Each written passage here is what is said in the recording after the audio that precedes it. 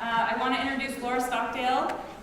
She is, give her a quick. She's going to be teaching our lecture today. Just so you know, this is as if I was teaching it, so the content is as applicable to the exam as if I were teaching it. So please take notes as you would normally, and become familiar with the content. It does still reflect with the text if we need to go back, so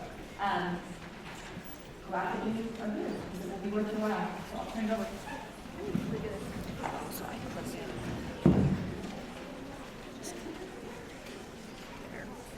And then you want to hold this like because I've noticed it's kind of takes a minute to pick up your. Just the closer your mouth to your mouth, the better. All right. Can you guys hear me? No? It's Not on. That's why. Now can we hear me? All right. Sorry. Now with this added weight, my garments might be hanging out. So sorry in advance about that. Here we go. Thanks for letting me be here today. I know that once you're in the groove of a semester and you've figured out your professor and you've figured out how things go and some weirdo comes and takes over your class, that's anxiety producing and it's weird. So thanks for not leaving yet. The key word there. And thanks for doing this and letting me be here today. We're going to talk about a little bit of a controversial topic because that's how my life goes. But we're going to talk today about the development of the idea of gender and gender stereotypes. And as a result of that, I'm sure everyone in this room has really strong opinions about this topic. I also have really strong opinions about this topic. What I'm going to try to do today is to present to you the research on this topic, pulling the gospel perspective on this topic, with a very clear understanding that I do not have all the answers. And everyone in this room, not a one of you has all the answers. So I ask that while we have this conversation today, that we stretch ourselves, that we maybe get a little uncomfortable, but that we totally have respect for everyone else in this room, whether they agree with us or not. Okay? Seems like a fair expectation. You guys are all grown adults. I have total confidence that we can do this. So in order for us to have this educated conversation about gender and the development of gender stereotypes, which is primarily what we're going to talk about today, we have to have some basic terminology that we're on the same page about. So the first term I want you guys to know, almost all of these are in your book, and your PowerPoint slides should be available to you, so you don't need to frantically write down what's on the slide. You need to write down what I'm saying, what's not on the slide, okay? All right, so sex is the first term I want to talk about. Sex is biologically based. This refers to your external genitalia, your chromosomes, that XX for women and XY for men, your gonadal tissue, and your secondary sex characteristics. If you are male, you have a penis. If you're a female, you have a vagina. Get comfortable saying those words. If you are uncomfortable saying them, get comfortable saying them, okay? As a result of the fact that sex is biologically based, there are really only three categories of sex. The first is male, that XX chromosomal makeup, where you have a penis and testes, yeah? And the next is female, XY, you have a vagina, extra breast tissue, okay? I'm just saying it just to make you all uncomfortable. And then the third category would be intersex. My husband is a urologist, and he was really annoyed. Urology means he does surgery on the male reproductive system and the urinary tract, and so he was really annoyed that we're using the term intersex, and we got in this huge debate about if this is the appropriate term. In fact, I was right.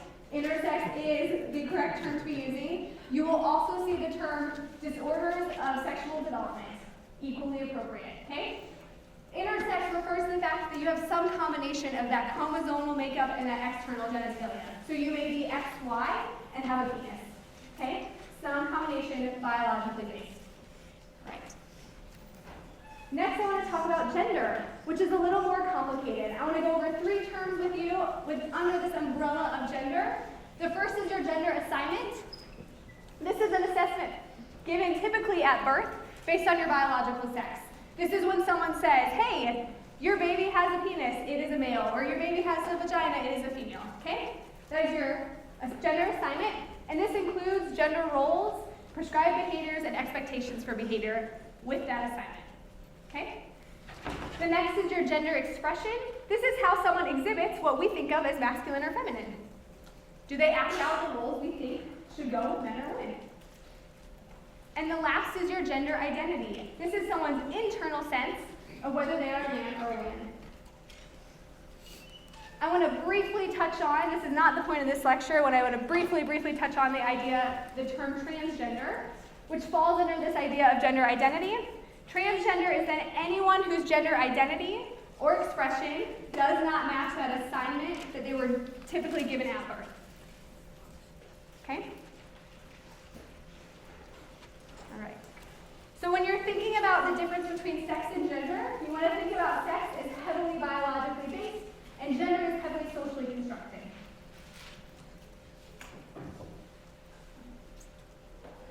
Some more terms. We're going to start with a lot of terminology, and then we're going to go into how these terms develop and where they come from and why we should care about them, and then a gospel perspective on these terms, okay? Gender stereotypes. These are widely held beliefs about characteristics deemed appropriate for men or women. Give me some gender stereotypes. I'm going to go over gender roles in a second, so keep your examples away from roles if you did the reading. But what are some gender stereotypes that we have? Yeah? Yeah, who has long hair? Women have long hair. You never know, right? Women have long hair. Boys have short hair. What other stereotypes? Yep. Women are sensitive. Women have so many feelings and sensitive and emotions, and men are rocks, right? These are the stereotypes that we deal with. Yeah. Pink with girls and blue boys. Pink with girls and blue boys. We're going to come back to that excellent example. Can you think about in the church some gender stereotypes that we have? Yeah. Women are supposed to stay at home and not have careers. We will come back to this excellent point. Thank you. I planted you, actually, to talk about this. What other gender stereotypes do we have in the church? Have you ever, yeah, thank you. The Relief Society does everything well, and the elders' quorum is lazy. Thank you. I actually planted you as well. This is my biggest pet peeve within the church, and I see it constantly. This idea that men are buffoons and women are amazing. Neither of those are accurate. There's a lot of variability across the board. From what I've seen amazing elders' quorums, and I've seen crappy relief societies. Right there's a full spectrum. Thank you. Excellent examples. Gender roles are when we get a reflection of these gender stereotypes in everyday behavior. Give me some gender roles. Yeah? Men move everything from couches to pianos to 100%. First of all, it's totally inappropriate to ask your ward to move a piano. Hire someone. If you can afford a piano, you can hire someone. Yes, men do all the moving. So we lived in Chicago for 4 years, and I can't even tell you, we lived in downtown Chicago, tons of move in and move out in our ward because of internships, because of summer experiences, blah, blah, blah, tons moving out. I was always the only chick there, always. And then when I could show up, they would hand me my clothes. Here, you can move this, as my husband is like hauling huge pieces of furniture, and it drives me bonkers. So I would just be like, excuse me, I got this. And then I'm not very big, so it was rough. But yes, we have all of these ideas about gender roles. How many people here have seen a male primary music teacher? Yeah, all right. When I was growing up, never. I would have never ever seen that. How many people had male primary teachers, not Sunday school primary teachers? Oh, it's getting so much better. So much better. I never had one, okay? These gender role ideas permeate our culture and our church culture as well. The next is your gender identity. This is your perception of oneself as relatively masculine or feminine in characteristics, attitudes, or behaviors. Do I see myself as masculine or feminine? I want to pause here for a second and talk about something that I think is really important for the church. And maybe no one in this room needs to hear it, but I do feel like I need to talk about it. So we're going to talk about it.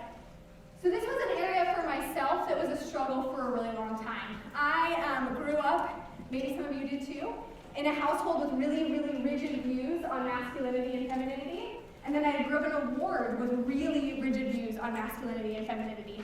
And then I am not very feminine. Stereotypically, I'm very loud, I'm very outspoken, I'm very opinionated, I take up lots of space. And I spent a lot of time really struggling with this and really questioning if I could be a godly woman and look and act like me. And I spent a ridiculous amount of time on my knees from 12 to 18, this is embarrassing, pleading with Heavenly Father to take away these unfeminine characteristics from myself. And that is so sad. When I think about it now, I'm like, oh, that is so sad that we did that. But in case anyone else in this room has had those feelings and is thinking, do I fit in here? It wasn't until I took a class at BYU, this exact class in fact, where we talked about gender, and my view on gender changed, and my perspective changed. And as I started studying and praying and fasting to figure out where I fit in this church with this loudness that I am, that I realized that these personality traits that I had been pleading with the Savior to take away from me were in fact traits I had in the premortal life and were essential to why I was put here now. It is so good that I'm loud. I get all kinds of stuff done in our reward by being loud, right? It is so good. And now I realize he gave me those traits to help me build the kingdom. So if you ever are in this room feeling like I don't fit the role of what a man or a woman looks like in this church, don't get off the ship. The Good Ship Zion needs you. Other people's small-mindedness is not your problem, right? You show up, you do your job, you keep your covenants, and it's all going to work out. I promise you that. I promise you that. You cling to the Savior, everyone else can deal with their own problems. It's not your problem, okay? All right, so if no one needed that, sorry, here we go. All right, gender typing is when you start to associate objects, activities, roles, or traits with biological sex in ways that conform to these cultural stereotypes. So this idea that pink is for girls and that blue is for boys. Okay? What other gender typing do we see? Yeah? Dolls are for girls and cars are for boys. Absolutely. That's a good one. What other gender typing do we see? Yeah. The kitchen is for women and work is for men. Yep. Excellent. I feel like we have a pretty good grasp on these terms. Great. Okay. This is the last set of terms. I promise you I have a lot of terms to go over today. Instrumental versus expressive traits. Your instrumental traits are your stereotypically masculine traits. These deal with competence, rationality, and assertiveness. Even it sounds unfair when I say it, right? And your stereotypically feminine traits are your expressive traits. Deal with feminine stereotype personality traits that reflect warmth, caring, and sensitivity. We're going to do something in class right now, okay? Everyone get out a piece of paper. If you're using a computer, just make 2 columns on your computer. If you're using a piece of paper, draw a line down the center. We are going to see where we fall in terms of our instrumental and expressive traits. So I'm going to read through this list for you on the left-hand side of your paper. I'm going to read through this list. And I want you to make a tally mark every single time I say something that you think is reflected in your personality. Okay? Active. Do you need a second? Yeah. Okay. Thank you for giving me that feedback. I was just cruising right along.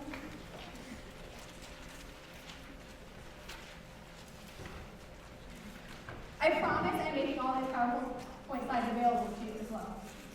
So are we doing like one or the other, or do you have both? Well, I'm going to read them. Excellent. We're going to do one at a time, and you're just going to tick every time I say one that fits you, okay? I plan to do as well. All right. Okay, are we ready for masculine traits? All right. Active. Acts as a leader. Adventurous. Aggressive. Ambitious. Competitive. Doesn't give up easily. Dominant. Feels superior. Holds up well under pressure. Independent. Makes decisions easily. Not easily influenced. Outspoken. Rough. Self-confident, takes a stand. Tally up that total for me and write it at the bottom.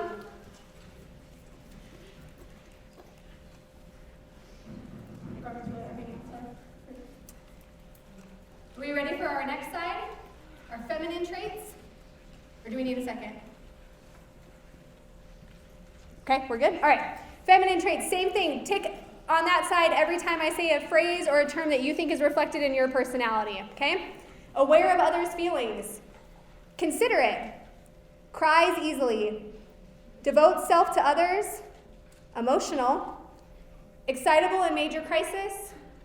Feelings hurt easily. Gentle. Home-oriented. Kind. Likes children. Neat. Needs approval. Passive, tactful, understanding of others, warm in relations to others. Go ahead and tally up that side. Okay, how many people in this room had more masculine stereotypical traits than feminine stereotypical traits? How many people had more feminine stereotypical traits than masculine? And how many people in this room were relatively even within 1 or 2? Do you see the variability in this room? So much variability in this room. Being relatively equal in terms of masculine and feminine traits would be referred to as being androgynous. Okay? You're relatively equal in these ideas of masculine and feminine. How many people did the traits that they had more, the column that they had more in, match their biological sex? How many people did it not match? Okay, so much variability.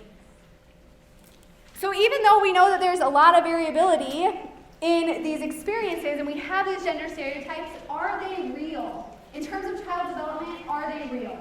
The American Psychological Association in 2005 released a press release dealing with this topic of are there actual gender differences? And the research that I'm going to show you is a meta-analysis by a researcher named Dr. Hyde. So a meta-analysis is a research study where instead of taking individual participants and bringing them into your lab and doing statistics on them like you typically do, a meta-analysis is I take the results of other research studies that have already been done and I run statistics on those results. So this is an amazing way to summarize a huge body of literature and see, are the results consistent? Is there a clear take-home message when there's inconsistent results? Does that make sense? So your statistics are on other people's statistics, summarizing the field instead of individuals. Yeah? What's awesome about Dr. Hyde's study is it's a meta-analysis of meta-analyses. So we're talking about like 46 meta-analyses. We're talking about a ridiculous amount of research that they did this meta-analysis on. And the take-home message from that research was the Mars-Venus sex differences appear to be as mythical as the man in the moon. A 2005 analysis of 46 meta-analyses that were conducted during the last 2 decades of the 20th century underscore that men and women are basically alike in terms of personality, cognitive abilities, and leadership. Hyde observed that across the dozens of studies, gender differences had either no or very small effects on most of the psychological variables examined. Okay? So in terms of those core developmental outcomes, your personality, your cognitive abilities, your potential, your leadership, no real gender differences. Okay?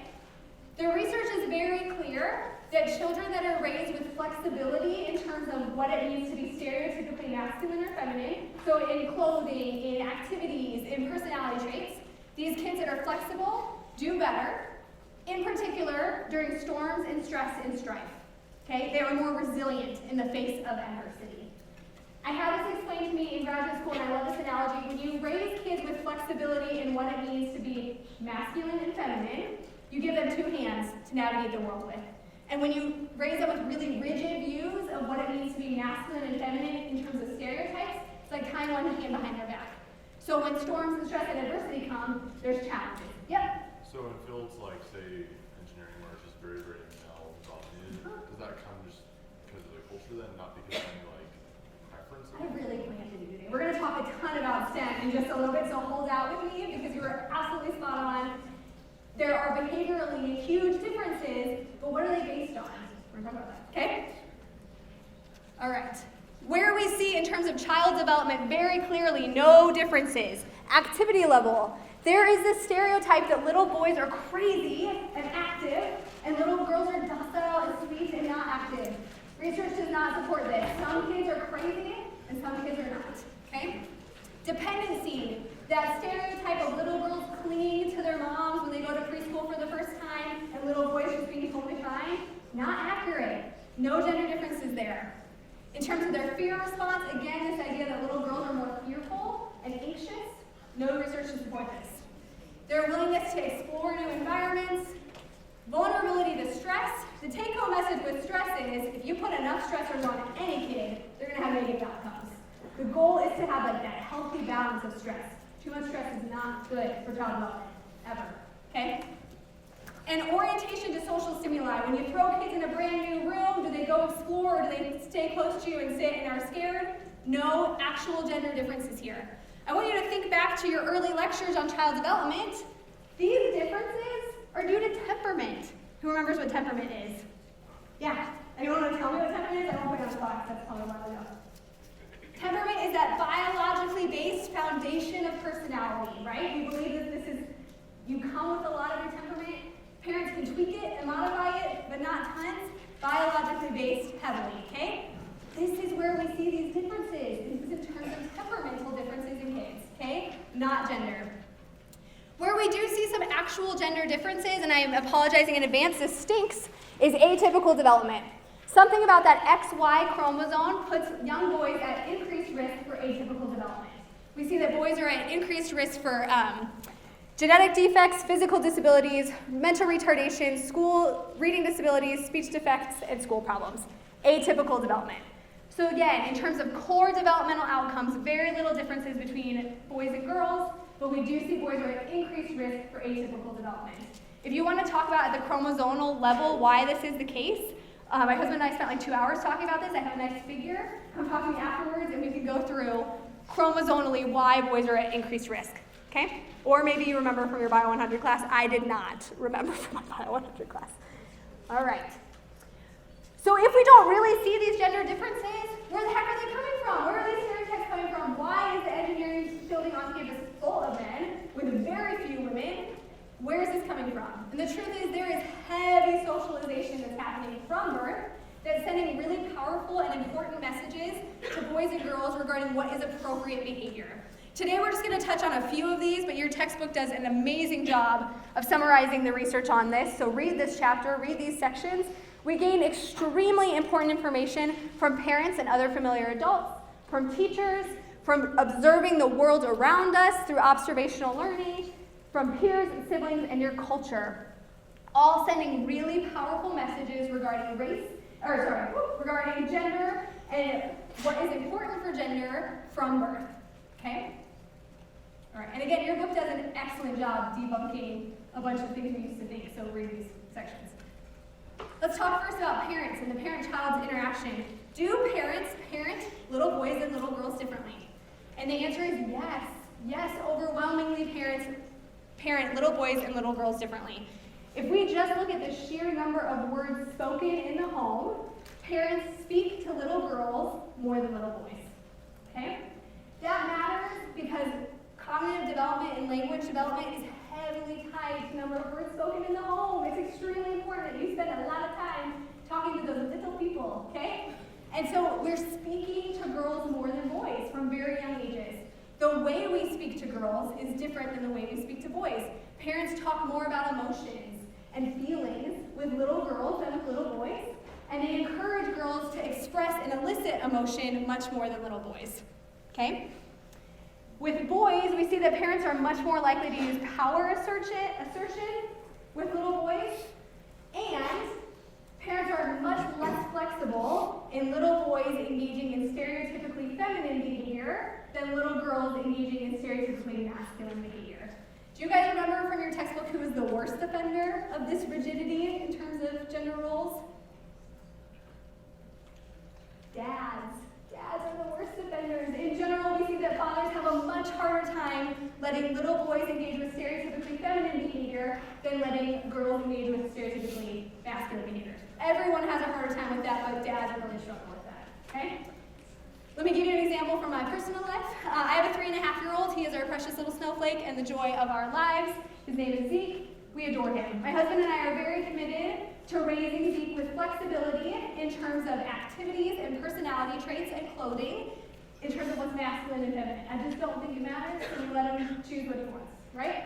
So we went to Target the other day because we needed new shoes, and I said, Zeke, go pick your shoes, go pick what you want. And he came to us with the most hideous white little slip-on shoes with literally, I kid you not, a unicorn head glued on the front of these heinous shoes. So people should be opposed to this because they were hideous. But I was like, all right, whatever. He wants the unicorn shoes. That's fine. And my husband is standing next to me, flipping out, right? He is like, oh, Laura, like, I know we're committed to this, and I agree, but like, he's gonna get picked on, and he's gonna get made fun of, and like, we have a responsibility to help navigate this. Like, what do we do? So we started having a very intense conversation. I sent our son away. I was like, go look at some more shoes. And we continued this very intense conversation where I was like, I don't buy into what you're saying, so if you feel strongly about this, you have to handle it, and you have to handle it in a way that doesn't induce gender biases. So have fun with that. But as we're having this conversation, this woman behind me is dying laughing. I'm like, oh, Frank, we live in a really liberal state. She's going to come lecture me about this afterwards. Anyway, so my husband goes away to deal with redirecting our son, and this lady comes up to me and puts her hand on her shoulder, and again, my stomach is like dropping. Like, oh, she's going to lecture me, and I'm trying, and anyway, she's like, I'm sorry that I'm laughing so hard, but I had this exact conversation with my husband last week over some underwear. underwear. Here at Target, we had this exact conversation because my kid wanted pink underwear. And I've told this story to multiple of my friends now, and we've had the same reaction. The moms are like, who cares if he buys the hideous shoes? Other than the fact that they're hideous, who cares? And the dads are like, ooh, I don't know about the pink unicorn shoes. That's like a lot to ask of me. So again, we see the dads are more rigid in these ideas of flexibility, in particular with little boys engaging in stereotypically feminine behavior. Okay? Let's talk about teachers. Teachers are such an interesting force because from very young ages in the United States, kids spend a significant amount of their time in school. And teachers are a powerful socializing agent for young kids. If you think about just the hierarchy of the education system in the United States, the majority of teachers are still female, but the majority of administrators are still male. And so you're sending really powerful power messages to very young kids regarding what is appropriate behavior for men and women, just who's in power at the school, okay? We know that teachers are more likely to praise little boys' academic success and encourage them. They're also more likely to see little boys as unruly and overactive, and they're more likely to discipline firmly little boys. We know that they are more likely to shush little girls in favor of little boys. That should outrage you on so many levels, but we know that they are more likely to do this, okay? Girls are more likely to stay close to teachers, female teachers. It makes some sense based on some gender stereotypes. So you can see there's a lot of informal teaching that goes on in that context that little boys are missing out on, okay? So really powerful differences. This is one of my favorite images from a textbook of all time. I think this is an amazing summary image to talk about sibling effects on the development of these gender roles. Yeah? Can you go back Yeah, to last absolutely. sentence? Like, what do you mean in the context of value obedience and discourage assertiveness? What context is that? In the context of the classroom. Okay, so they value obedience for... To the teacher and doing what we said, staying on task, whereas it's okay for little boys to be more assertive. Okay? All right. Sibling relationships. Siblings get more complicated. It now matters if you have an older sibling. It now matters if your older sibling is the same sex or gender as you. Okay? This is an awesome image. I just really love it.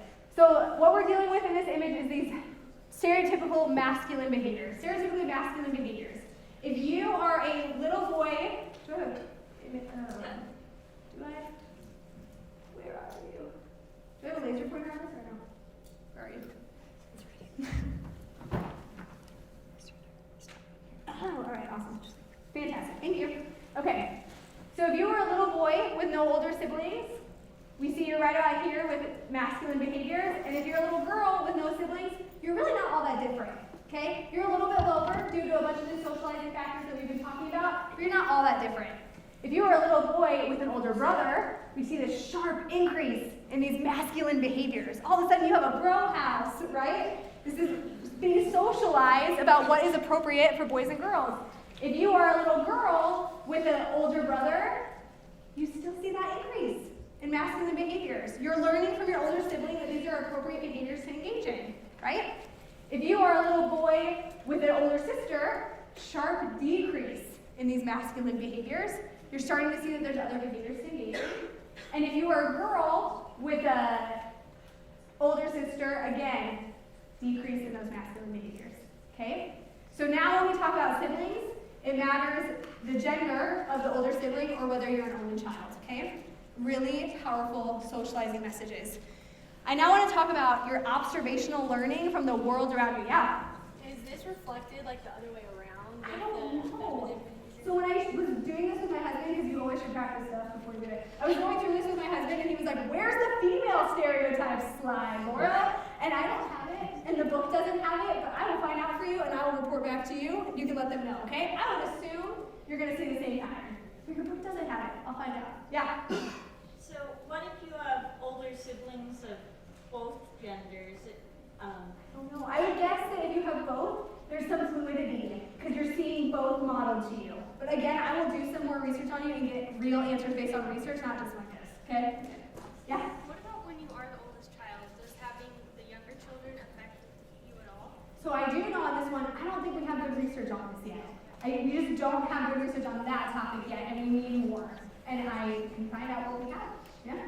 Yeah? This is more like a doctrinal question. Oh, we will get it. Yeah. So like, if there aren't really that big of a difference between boys and girls, like gender differences wise, then like, where do the teachings for the church play?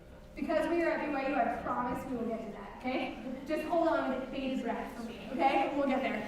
In terms of what we see in the world around us, tons of powerful socializing messages to very young children. If you look at children's television, highly gendered. Take a look at Minnie Mouse versus Mickey Mouse, only she is so gendered. She is just so stereotypically female.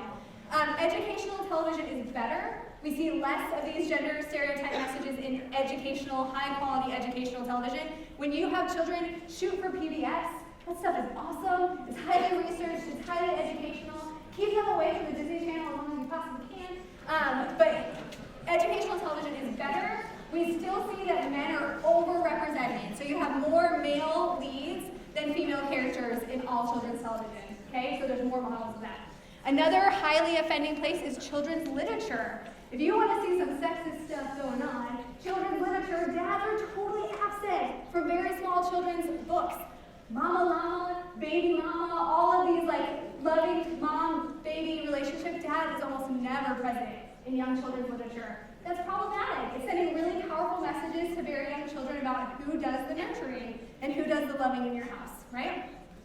I want to show you some images, some real-life images of children's clothing. Children's clothing is so gendered and so many stereotypes contained in children's clothing. These are real images from real clothing targeted from the same company at boys and girls for the exact same age. Okay, exact same age, this is important. The girl's shirt says, "Make the world a prettier place." The boy's shirt says, "Genius," with science, math, and engineering principles on it. Okay, really powerful messages we're sending to girls and boys.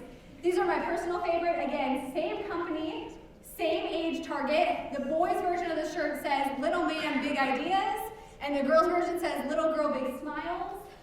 Really did right? Again, King of the Castle versus Pretty Little Me. Okay, really powerful messages. Even in adults, we see really powerful messages being sent in men and women's clothing. There's a shirt saying training to be Batman versus training to be Batman's wife. What the heck? Okay, come on. Then we've got be a hero versus I need a hero. Oh my God, what? These are recent. This is real. Children's toys, extremely gendered. This is a real castle, exactly the same castle, same company, marketed to little boys and little girls differently. The little boys' castle is called the Knight's Castle. It has a dragon for them to slay. It has a knight for them to ride off with. The girls, be prepared to be outraged, has a man on a white horse. Yeah. And it has a throne, a mirror, so offensive, and a vanity. It's got a vanity. So we are sending really powerful messages to little boys and little girls regarding what it means to be masculine or feminine. Things are getting better. You saw when I asked about stereotypes in the church, people had male primary teachers. When I was a student at BYU and had a similar class in this, that was really rare. I'm like really old apparently. I swear I don't feel that old, but apparently things have really changed and it's getting awesome. There has been a ton of pushback from parents in the last 5 years saying, enough of these messages you're sending to my kids. This is a real ad for children's toys that was done in the last 5 years right around Christmas. It's a little boy playing with a kitchen set and a little girl playing with a tool set, okay? It's getting better. It's not perfect, but it's getting better. In terms of children's clothing, there has been a crop up of a couple of companies that are specializing in fighting these gender stereotypes with young children's clothing. They are more expensive, they are not mainstream, but they do exist. So we are getting these messages that girls can be smart and fierce and boys can be kind. These are some of my personal favorite. Mr. Nice Guy and love is my superpower. I love that. You can be kind as a little boy as well, okay? That kid doesn't look very happy. Why are they going to take this picture? Yeah. What company was that? I have to look it up. There's a basic color one, and I can give this to you to put on your website as well. There's a company that is solely focused on colors and taking away all the other garbage. These can be found on Amazon, though, and most of them are like Etsy. It's like little tiny couples that have been like, enough of these gender messages. shirts and my boys kind of human shirts. My whole family has the boys will be good humans shirt. My whole family has it. We love it. Okay, so even though we know there's not that many actual gender differences, there's a ton of socializing factors going on. And as a result of these socializing factors, we start to see gender stereotyping happen. Right around 18 months, children start to develop and exhibit these gender stereotypes, and this becomes really strengthened and much more rigid during the preschool years. I'm in the throes of the preschool years right now, and we are living this. One of the ways that preschool children make sense of the world around them is by categorizing things. It's really important for their cognitive development that they do this. Categories help them make sense of this very big world, right? They're getting tons of new stimuli all the time. They have to make sense of it. So they categorize things.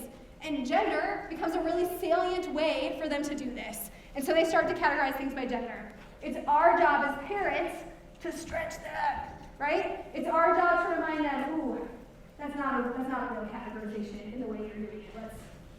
Let's stretch that, okay? Here's an example.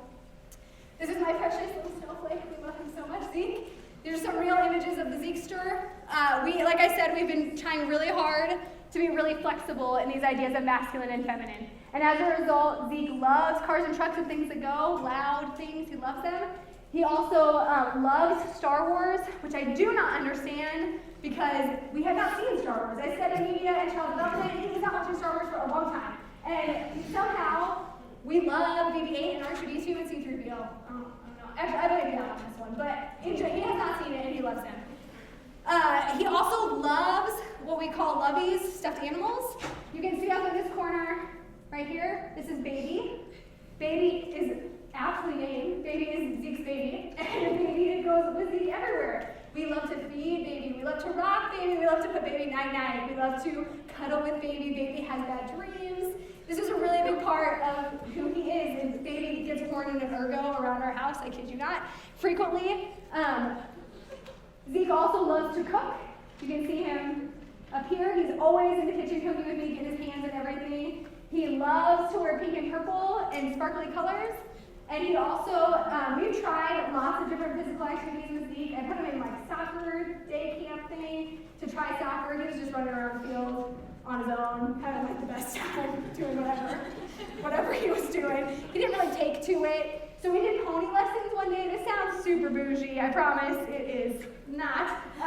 Pony lessons involve brushing the pony, saddling the pony, playing red light, green light with the pony, bringing the pony back, brushing it again, and then feeding the pony carrots, which is by far the highlight of the experience. Zeke loves pony lessons, had zero interest in soccer whatsoever, but loves pony lessons.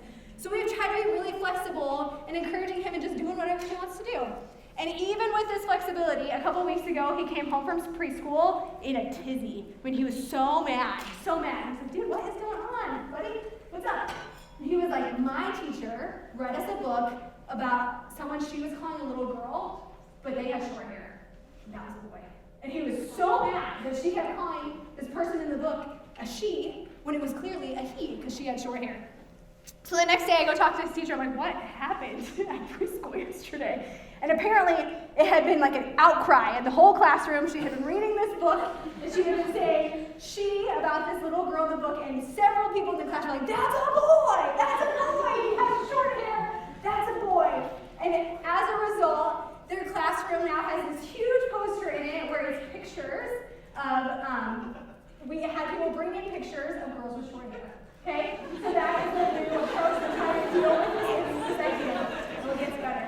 So this Sunday, Zeke and I are sitting in sacrament meeting, and he is being something that no church video will ever prepare you for, but is the reality of a 3-year-old during sacrament meeting. You have good weeks and you have real bad weeks. And we were having a real bad week last week. It was being terrible. And so we were drawing pictures, just trying to survive that hour. I think my testimony grew like significantly when they were like 1 hour. Thank you so much. Anyway, we were drawing pictures and we were drawing our family picture. And Zeke has an imaginary friend, Wendy, literally like the wing, Wendy. And I was drawing Wendy and I said, hey buddy, I don't know what Wendy looks like. What does she look like? I've never seen her. And he said, well, she has long hair, but she could have short hair, even though she's a girl. All right, this is my job as a parent. So it becomes natural during the preschool years for these roles to develop and for kids to try to categorize. It's our job as parents to stretch them when the categories aren't relevant. I ran a half last Saturday, and I was running, and I saw this mom talking to her like 6-year-old as I was running by, and her 6-year-old said something, and the mom's response was, "It doesn't matter if they're boys or girls, that's not relevant to this conversation." I was like, good job. I'm assuming it was something to do with the running, but I appreciated it. Once we get to middle childhood and adolescence, we start to see that stereotypes now extend to personalities in school subjects, okay? So we move past just the way we physically look, now we're dealing with school subjects and personalities. This is super important, like you said, because we have a STEM crisis in the United States. STEM is science, technology, engineering, and mathematics, okay? STEM. We know, by the time we hit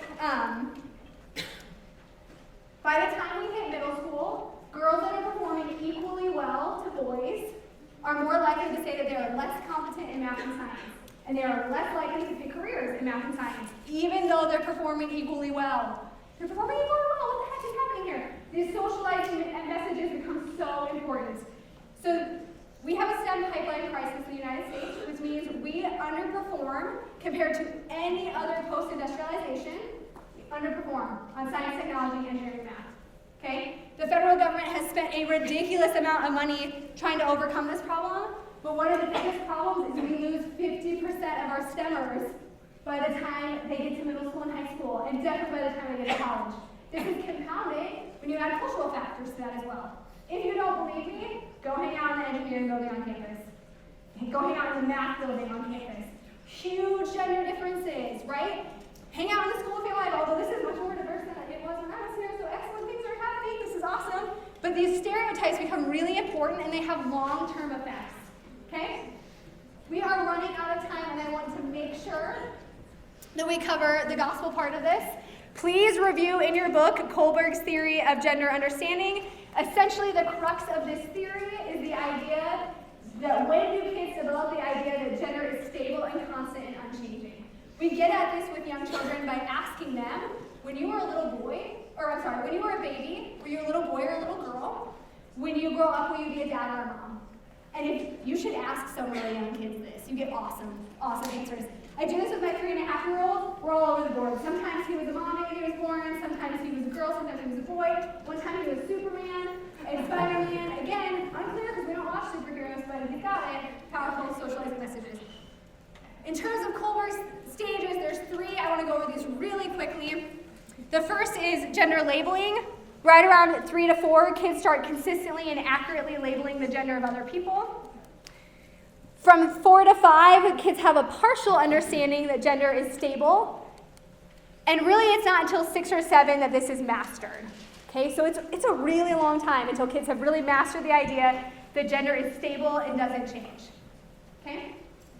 I have given you guys a ton of information and research based on gender and the development of gender stereotypes and actual gender differences in development, where we don't see much. But this wouldn't be BYU, and this wouldn't be the awesome opportunities if we don't talk about what's the gospel perspective on gender. I will be completely honest with you here, I do not have all the answers. I do not. Sorry, I do not have all the answers. What I do know is the Proclamation on the Family says that each of us are adored and loved and valued, and that gender is an essential characteristic of our premortal, mortal, and eternal identity and purpose. I don't 100% know what gender means here. President Oaks gave an amazing talk in this last general conference where he talked about focus on the stuff you know and let God take care of the rest of the stuff that we just don't know. So I am not going to stand up here and speculate on what I think it means here. What I am going to do is tell you what we do know about gender. Spencer W. Kimball has this awesome quote where he says that we're really not all that different. In his wisdom and mercy, our Father made men and women dependent on each other for the full flowering of our potential. 100% true. We cannot reach our full potential. We cannot be exalted without being men and women. That is eternal and important for our eternal salvation. Because our natures are somewhat different, they can complement each other. But because we are in many ways alike, we can understand each other. We are not completely different creatures. And if you go into a marriage or into a relationship thinking that you're categorically different, it's going to cause all kinds of problems in your relationships. We are not that different. Men have feelings, and women are not irrational when they cry. These are the best ways to lose fights, is to bring that up, ever. Don't do it. It's a huge mistake, okay? Let neither envy the other for their differences. Let both discern what is superficial and what is beautifully basic in those differences and act accordingly. You get to decide in your own marriage what's essential and what's not that essential, okay? I'm going to argue for you today that we were given one example of what we are supposed to become. One model, one goal for men and women. And that goal is the Savior. He is the way, the truth, and the life. I do not think it is a coincidence that Heavenly Father provided one Savior who happened to be male for all of us to become like. And I would argue for you today that the Savior is the epitome of androgynous, that he possesses both masculine and feminine traits. And as we are seeking to become like the Savior, we too should be developing both masculine and feminine traits. The Savior is a leader. He is active. He's ambitious. He doesn't easily give up. Thank goodness he doesn't easily give up. He holds up better than anybody under pressure. I'm going to get through this without crying. I apologize in advance because I'm not actually going to get through this without crying. He is independent. He makes decisions easily. He is self-confident and he takes a stand. He is also aware of others' feelings. I am so grateful that he is aware of each of our feelings personally and individually. He is considerate. He devoted everything to everyone else. He is gentle, home-oriented, kind, loves children, understanding of others, and I do not think it is a mistake that repeatedly in recorded scripture the Savior weeps with those that he loves. He engages in that such stereotypically feminine behavior in order to allow all of us to weep with those we love and to mourn with those that mourn. President Talmage has this amazing quote on this exact topic from Jesus the Christ where he says, "Gentle he was and patient under affliction, merciful and long-suffering in dealing with contrite sinners, yet stern and inflexible in the presence of hypocrisy, and unsparing in his denunciation of persistent evildoers. His mood was adapted to the conditions in which he addressed himself. Tender words of encouragement or burning expletives of righteous indignation issued with equal fluency from his lips. His nature was no poetic conception of cherubic sweetness ever present, but that of a man, with the emotions and passions essential to manhood and manliness. He who often wept with compassion, at other times evinced in word and action the righteous anger of God." The Savior is both masculine and feminine. And yet the proclamation of the family is extremely clear that men's primary responsibility is to provide and preside, and that women's primary responsibility is to nurture within their homes. Okay? I didn't write this. I don't get to argue with it, and I'm not going to change it. What I can tell you is that men, if you do not engage with the nurturing of your children, you are missing out on a huge opportunity. I do not believe that you can effectively preside in your home without being involved in the nurturing. Part of presiding is getting your kids to trust you and believe you on the things that are essential for eternal salvation, the things that really matter. Your kids are not going to have the relationship with you necessary to trust you, to listen to you, and to rely on you when they are in trouble if you have not been engaged in the nurturing. You must be involved in the nurturing. We lovingly refer to my husband as the night shift at my house. My husband is a resident. He works insane hours and is rarely home during waking hours. But you better believe when our kid is up at 5:30 in the morning, because God has a sense of humor in being a kid that wakes up at 5:30 in the morning. At 5:30 in the morning when my kid is up, or in the middle of the night when my kid is having a nightmare, it is my husband that goes in and takes care of him, because those are the times that he is building that bond, and he needs to be involved in the nurturing. I didn't have to ask him to do that. He did that. We put a lot of pressure on men within the church. You have to preside, provide, and be involved in the nurturing. That is a huge responsibility. It is extremely harder responsibility in the dual income world in which we live. You are now being asked to provide as a solo earner in a world where more people are dual earners. That is challenging. Here's what I have to say to that. President Nelson said, "My dear brethren, you were chosen by our Father to come to earth at this crucial time because of your premortal spiritual valor. You are among the finest, most valiant men who have ever come to earth." I 100 million trillion % believe that. We are not male buffoons. Elder Horn is not worse at things. You are among the most valiant men to ever be on earth. I have total confidence in you. In terms of women, you have to lead. I don't have time to tell you my awesome story about this, but let me just read you this quote. We need women who are organized and women who can organize. We need women who, with executive ability, who can plan and direct and administer. Women who can teach, women who can speak out. Women, be prepared. You have no idea what the storms and stresses of life are going to bring you. Men, be prepared to adapt when things don't go according to plan. The Proclamation of the Family has that line, individual adaptation. Be prepared in all things. The goal is the Savior. The goal is that we raise Christ-centered home, Christ-centered children. And I bear you my testimony as we do this, we're on the right path. They say this in the name of Jesus Christ. Amen. Amen.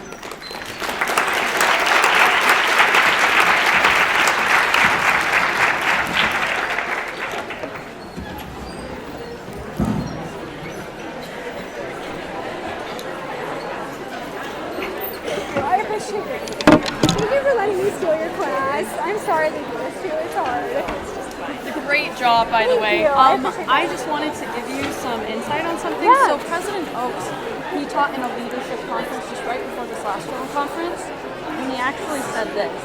Finally, the long-standing doctrinal statements reaffirmed in the proclamation 20 years ago will not change.